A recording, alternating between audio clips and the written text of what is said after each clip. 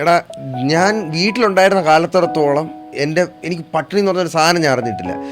ഞാൻ അനുഭവിക്കുന്നത് ഞാൻ ഡൽഹി പോയതിന് ശേഷമാണ്. ഇടയ്ക്ക് വെച്ച് അച്ഛൻ്റെ ബിസിനസ്സിന് ഫോളോട്ടൊക്കെ വന്നു. അപ്പോൾ നമ്മൾ ഒരുപാട് പൈസ അങ്ങനെയുള്ള സമയത്ത് വീട്ടിൽ നിന്ന് ചോദിക്കൂലടാ.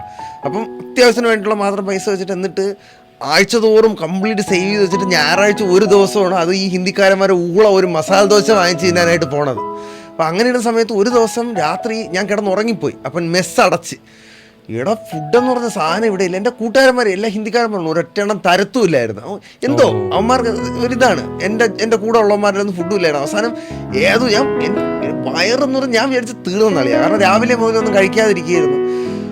എനിക്കൊരു വെള്ളരിക്ക കിട്ടി. ആ വെള്ളരിക്കയിൽ നിന്ന് വയറ് വെക്കുക വെള്ളവും കുടിച്ചുകൊണ്ട് ഞാൻ കയറി കിടന്നിട്ടുണ്ട്. ഞാൻ അന്ന് കിടന്ന സമയത്ത് ഞാൻ ഇങ്ങനെ മനസ്സിൽ വിചാരിച്ചിട്ടുള്ള കാര്യമാണ്, ഭഗവാനെ എന്തെങ്കിലും ഒരു നല്ല കാലം വരെയാണെങ്കിൽ ആഹാരത്തിന് ഞാൻ അതിൻ്റെതായ വില കൊടുക്കും. പട്ടിണി കിടക്കണ ഒരുത്തനെ കണ്ടാൽ പട്ടിണി കിടക്കാൻ സമ്മതിക്കുകയില്ല.